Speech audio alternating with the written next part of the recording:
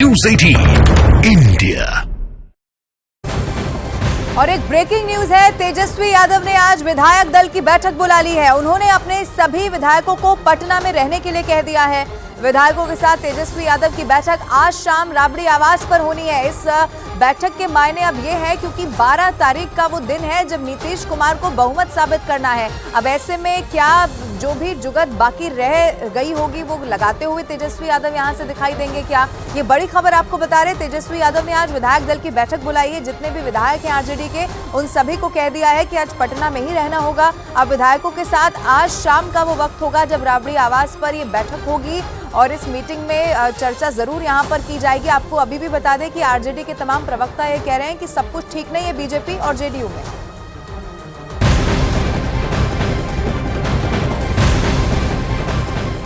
वहीं बिहार में 12 फरवरी को नीतीश को बहुमत साबित करना है और उससे पहले जेडीयू ने अपनी सभी विधायकों को एकजुट करने की कवायद भी शुरू कर दी है। जेडीयू ने अचानक से अपने सभी विधायकों को पटना बुला लिया है, जिसके बाद राजनीति गर्मा गई है। जेडीयू के ज्यादातर विधायक पटना पहुंच गए हैं और आज दोपहर मंत्री श्रवण कुमार के आवास पर सभी विधायकों को भोज पर आमंत्रित किया गया है। तो वहीं 11 फरवरी को शाम 5 बजे मंत्री विजय चौधरी के आवास पर जेडीयू विधानमंडल दल की बैठक होगी। इस बैठक के जरिए विधायकों को एकजुट रखने का प्रयास किया जाएगा। इस बीच वाल्मीकि नगर से जेडीयू विधायक रिंकू सिंह ने विधायकों के टूटने के दावों को नकार दिया है। अब ये बात जो आप कह रहे हैं कि कई विधायक उनके संपर्क में, मुझे तो ऐसा नहीं लगता कि कोई विधायक उनके संपर्क में है। हाँ, चूंकि हम लोग साथ बैठते थे तो बातचीत हो सकती है और बातचीत होने का ही नतीजा है कि आप देख रहे होंगे कि आज एक चैनल पे हमने देखा है जिस पर माननीय मंत्री श्री सरवण सर ने बोला है कि बहुत से विधायकों के पास कुछ ऑफर जा रहा है और वो हमें बता रहा है। तो कहीं ना कहीं उन विधायकों की जदयू के प्रति और माननीय मुख्यमंत्री जी के प्रति एक कटुस आस्था है। इस आस्था की वजह से उनके पास अगर कोई भी ऑफर जा रहा है या किसी तरह का कोई बात हो रहा है तो तुरंत अपने सचेतक से अथवा जो भी उनके कंसर्न गार्जियन है उनसे वो बातों को बता रहे हैं। तो मुझे नहीं लगता कि कहीं से इसमें कोई खेला होना है या कहीं से कोई टूट की संभावना है।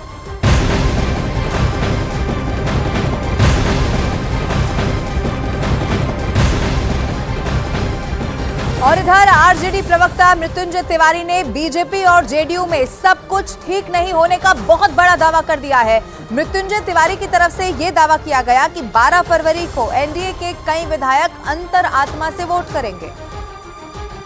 सत्ताधारी दल के जेडीयू और बीजेपी के अपनी अंतरात्मा से 12 तारीख को फ्लोर टेस्ट में क्या करेंगे ये देखना होगा, लेकिन सब कुछ गड़बड़ है ये दिख रहा है।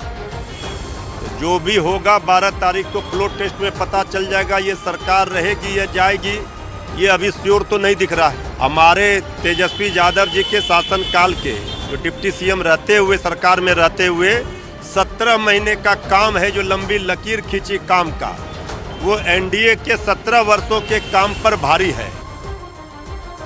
कांग्रेस के विजय शंकर ने दावा यह किया कि 12 फरवरी को कुछ भी हो सकता है। उन्होंने दावा किया कि सरकार स्पीकर के लिए लाने वाले अविश्वास प्रस्ताव में गिर जाएगी। विजय शंकर ने कई विधायकों की कांग्रेस के संपर्क में होने का दावा भी कर दिया है।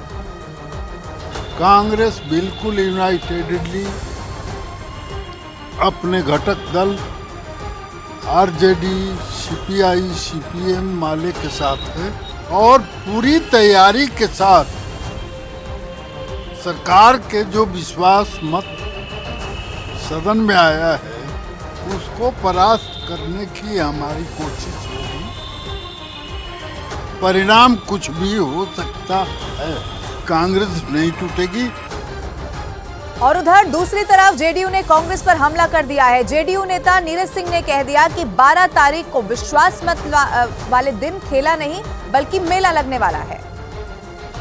फ्लोर टेस्ट के दिन उसी ड्रेस में, वेशभूषा में, चुट्टा, कमंडल, त्रिशूल दे करके आप विधानसभा भेजिए।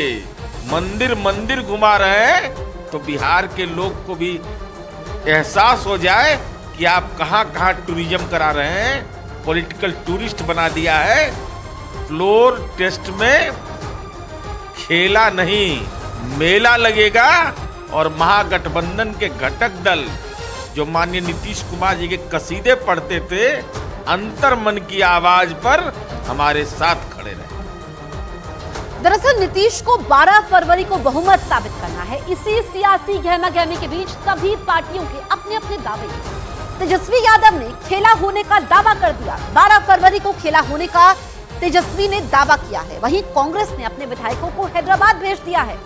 इस बीच जेडीयू ने अपने सभी विधायकों को पटना बुला लिया है। 11 फरवरी यानी कल जेडीयू विधायक दल की बैठक होगी।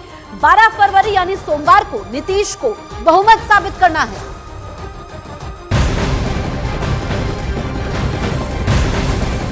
और एक और बड़ी खबर, देश के सबसे बड़े भारत रत्न सम्मान को लेकर सियासत अब बहुत तेज हो गई है। आपको बता दें कि कल प्रधानमंत्री नरेंद्र मोदी ने ट्वीट कर ये जानकारी दी थी कि पूर्व प्रधानमंत्री चौधरी चरण सिंह, नरसिम्हा राव और हरित क्रांति के जनक MS स्वामीनाथन को भारत रत्न मिलेगा। प्रधानमंत्री नरेंद्र मोदी ने तीनों शख्सियतों को देश का सबसे बड़ा नागरिक सम्मान देने की जानकारी सोशल मीडिया पर उनकी तस्वीरों के साथ साझा की थी। हालांकि पीएम मोदी के ट्वीट के तुरंत बाद सियासत अब तेज हो गई।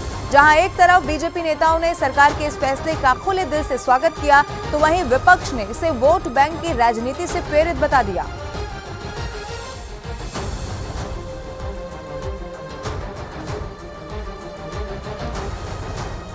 एमएनएस अध्यक्ष राज ठाकरे ने बाला साहेब ठाकरे को भारत रत्न देने की सरकार से मांग की। राज ठाकरे ने ट्वीट करते हुए लिखा कि केंद्र सरकार को बाला साहेब ठाकरे को भारत रत्न देने की उदारता दिखानी चाहिए। तो ये ट्वीट किया गया है एमएनएस अध्यक्ष राज ठाकरे की तरफ से। बाला साहेब ठाकरे को भारत रत्न देने की मांग की है। राज ठाकरे ने लिखा है कि केंद्र सरकार को बाला साहेब ठाकरे को भारत रत्न देने की उदारता दिखानी चाहिए, क्योंकि पिछले कुछ दिनों में अगर हम देखें तो 5 लोगों को भारत रत्न का ऐलान किया। कल पीएम मोदी ने ट्वीट किया जिसमें 3 लोगों का नाम है। इसमें आपको बताएं PV नरसिम्हा राव, इसके अलावा MS स्वामीनाथन और चौधरी चरण सिंह को भारत रत्न देने का ऐलान किया गया है। तो अब उधर महाराष्ट्र से भी मांग उठने लगी है। वहीं अरविंद केजरीवाल ने ट्वीट कर सरकार के इस फैसले पर खुशी जाहिर की है। उन्होंने ट्वीट कर लिखा, श्री PV नरसिम्हा राव जी, MS स्वामीनाथन जी और चौधरी चरण सिंह जी को भारत रत्न सम्मान मिलना देश और समाज के विकास में उनके योगदान को अमर कर देता है। तीनों ही महान शख्सियतों को सादर नमन। ये अरविंद केजरीवाल की तरफ से ट्वीट किया गया। जो भारत रत्न का ऐलान किया गया उस पर अरविंद केजरीवाल ने खुशी जाहिर की।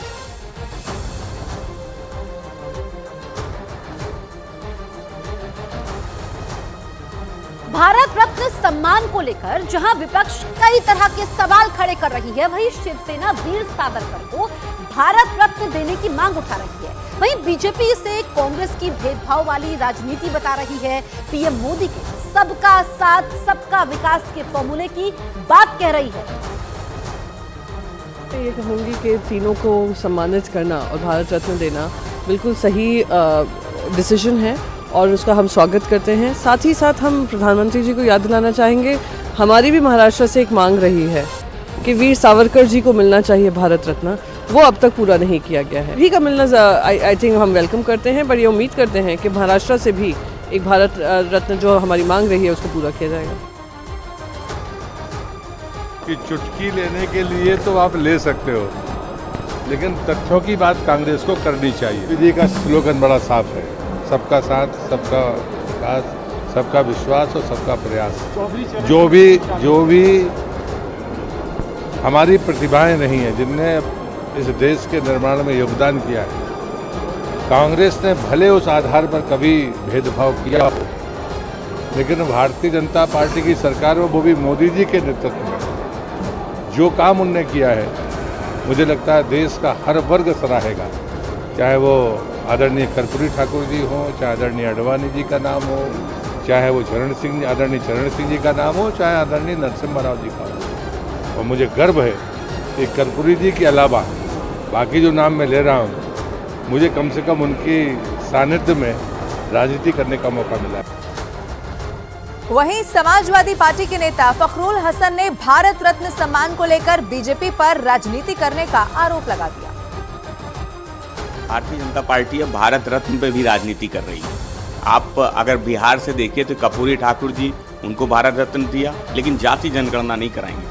आडवाणी जी के साथ किस तरीके का व्यवहार भारतीय जनता पार्टी का था, लेकिन वोट की राजनीति के लिए आडवाणी जी को भी भारत रत्न दिया।